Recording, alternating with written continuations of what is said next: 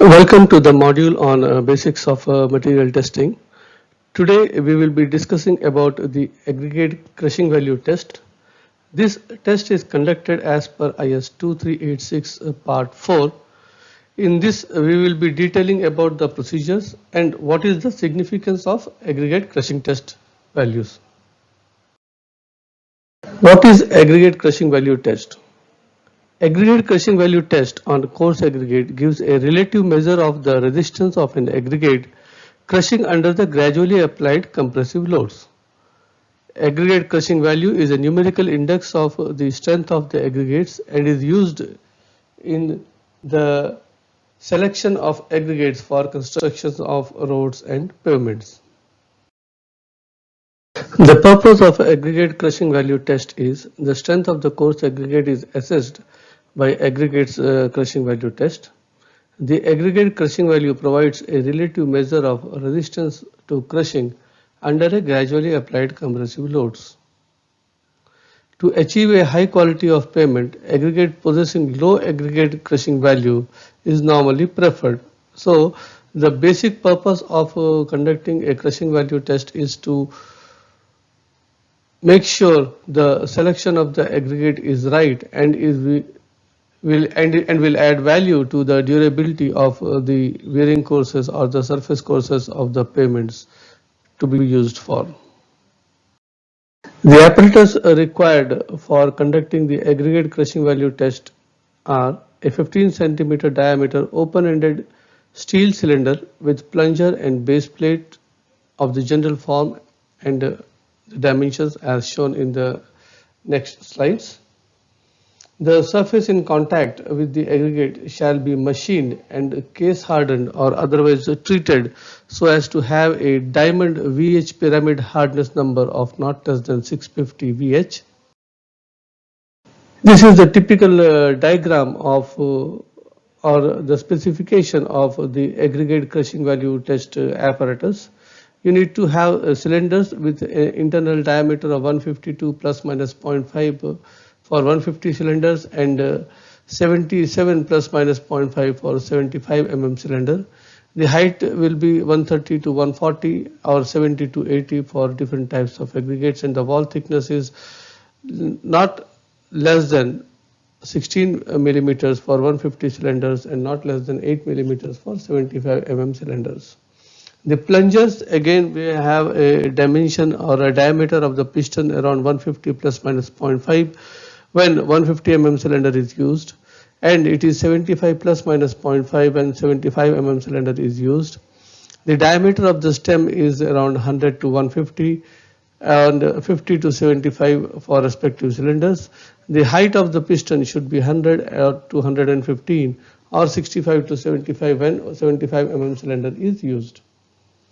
The base plates, the thickness of the nominal thickness of the base plate should be around 6.3 in both the cases, whether it is 150 cylinder or 75 cylinder, and the side length of a square shape is 200 to 230 for 150 dia cylinders and 110 to 115 for 75 cylinders. So these are the specifications given in IS 2386 part 3 to conduct the aggregate crushing value test equipments. The other apparatus which are required are a straight metal tamping rod of circular cross section of 16 millimeters in diameter and 45 to 60 centimeters long, rounded at one end, because using the rounded end the tamping is being done, and by moving the rod it can be also used to level the top of the surfaces. A balance of capacity 3 kg is readable and accurate to 1 gram. IS sieves of sizes 12.5, 10 and 2.36. These are the three sieves which are required for sampling of materials in order to conduct the aggregate crushing value test. A compression testing machine capable of applying a load of 40 tons and which can be operated to give a uniform rate of loading so that the maximum load is reached within 10 minutes. The machine may be used with or without a spherical seating. For measuring the samples, cylindrical metal measures of sufficient rigidity to retain its form under rough uses, and of the following internal dimensions needs to be maintained. That is, diameter 111.5 and height is 18 centimeters. The material of the standard test shall consist of aggregates passing 12.5 mm IS sieve and retained on 10 mm IS sieve, and shall be thoroughly separated on these sieves before testing. Then you can use table 1, which talks about the details of aggregate crushing test for non-standard size of aggregates. Then those can be standardized by using the set of sieves, that is passing 25 and retained on 20, or passing 20 and retained on 12.5, passing 10 and 6.3 retained. So diameter of the cylinders to be used under that category of aggregate is being mentioned in the table. Like for example, if an aggregate is passing through 25 and retained on 20 millimeters IS sieve, then the diameter of the cylinder to be used for the test is 15 centimeters or 150 millimeters, and the size of IS sieve utilized for separating the fines will be 4.75. Similarly, if 10 mm passing and 6.3 is retained is used, then probably you can use any type of cylinder, that is either 15 mm, either 15 centimeters or 7.5 centimeters, and the separation sieve which can be used to separate the fines after crushing can be 1.7 mm. So about 6.5 kgs of the natural aggregate is required to provide the two test samples for 15 centimeter cylinder, and about 1 kg of the sample is required to conduct the test using a 7.5 centimeter cylinders. For other sizes, the materials shall be prepared and appropriate sieves can be utilized using the set of details given in this particular table.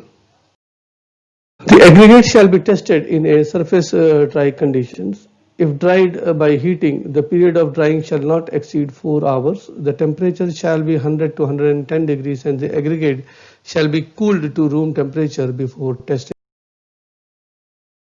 The appropriate quantity may be found conveniently by filling the cylindrical measures in 3 layers of approximately equal depth, each layer being tamped 25 times with the rounded end of the tamping rod, and finally leveled off using the tamping rod as a straight edge. The quantity of the aggregate shall be such that the depth of the material in the cylinder after tamping shall be 10 centimeters as shown in the photograph below. Then you can apply a load using a plunger, a vertical load using a plunger, so that the aggregates underneath the plunger will be crushed because of the loading operations, that is 40 tons load is required to be loaded within 10 minutes. So because of that load, whatever the crushing is supposed to be happen, that will happen in the aggregate, and then later on you can collect the sample and sieve it through the required separated sieve as per the samples being chosen. The cylinder of the test apparatus shall be put in position on the base plate and the test samples added in thirds, each third being subjected to 25 strokes from the tamping rods. The surface of the aggregate shall be carefully leveled and the plunger inserted so that it rests horizontally on this surface, care being taken to ensure that the plunger does not jam the cylinders. This is the typical loading arrangement which is generally adopted in order to make sure that the aggregate crushing value is being taken properly. The apparatus with the test sample and the plunger in position shall then be placed between the platens of the testing machine and loaded at a uniform rate as possible so that the load or the total load of 40 tons is reached within 10 minutes.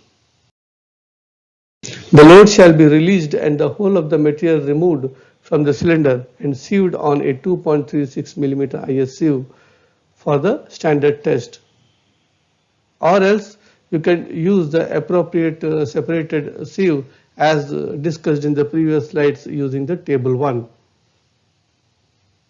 The fraction passing the sieve shall be weighed as weight B. In all of these operations, care shall be taken to avoid loss of fines. At least 2 tests shall be made to ensure that the aggregate crushing value test is being reported to accurately.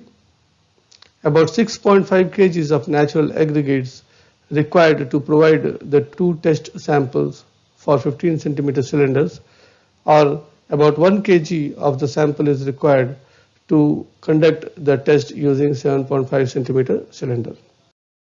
If you see the calculation of aggregate crushing values, the ratio of the weight of fines formed to the total weight in each test shall be expressed as a percentage, the result being recorded in the first decimal places. For example, aggregate crushing value will be denoted by B by A into 100, where B is the weight of fraction passing the appropriate sieve and A is the total weight of the surface dry samples. Crushing value of aggregate indicates its strength. Lower crushing value is recommended for roads and pavements as it indicates a lower crust fraction under the load and would give a longer service life and more economical performance. If you see, for soling, aggregate crushing value should not be more than 50. For waterborne macadam, aggregate crushing value should not be more than 40. Bituminous macadam, aggregate crushing value should not be more than 40. Bituminous surface dressing or thin pre-mixed carpets and dense mixed carpets, the aggregate crushing value should not be more than 30. And for the rigid pavements, other than the wearing courses, your aggregate crushing value should not be more than 45, and for wearing courses, it should not be more than 30. So you can see very well that wherever your material is directly exposed to the wear and tear due to the movement of the traffic, and at that particular position, the aggregate crushing value of lower value is expected or being chosen. Like for example, in the wearing courses where normally your aggregates are exposed to the wear and tear because of the movement of the vehicles, the maximum aggregate crushing value allowed is 30 only. This is the typical format for calculating or recording the aggregate crushing value test. The total weight of the aggregates taken in the test needs to be recorded in terms of samples. Like you can do 3 samples, you can do 5 samples depending upon the accuracy you want to add to your test results. Then under each test, what is the weight of the aggregate which is being passed through 2.36 millimeter IS sieve after crushing is being recorded as W2, and then your aggregate crushing value will be the ratio of W2 divided by W1 in terms of percentage, so it is multiplied by 100. Here the separator sieve is 2.36 because the samples to be used for testing we have considered is 12.5 mm passing and 10 mm retain. So in case you have your set of sieves different, then accordingly using the table 1 discussed in the previous slides, you can choose your separator sieve and then calculate the aggregate crushing values. If you see the other international standards on aggregate crushing values, BS 812 part 110, that is a method for determination of aggregate crushing value. It gives details about how to conduct the aggregate crushing value. The details will be covered in the next upcoming modules. So to summarize this module, we talked about the aggregate crushing value, the apparatus required to conduct the aggregate crushing value test, the standard method of conducting the aggregate crushing value test.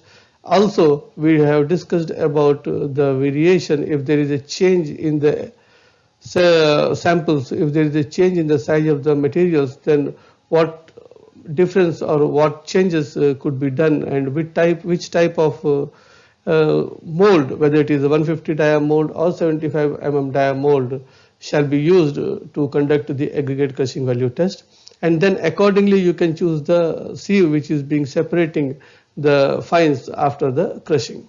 The purpose of the aggregate crushing value is very well defined. Like, it is generally used to make sure that the durability of the wearing courses or the durability of the areas which is exposed to the frequent wear and tear needs to be increased, and that is the reason why at locations where the areas are more exposed to the wear and tears, lower aggregate crushing values are expected to be best. In the next upcoming module, we will be talking in detail the flakiness and elongation index. What is flakiness, what is elongation, and what is the combined flakiness and elongation index in detail. Till then, thank you very much for watching. Do tune in for more updates.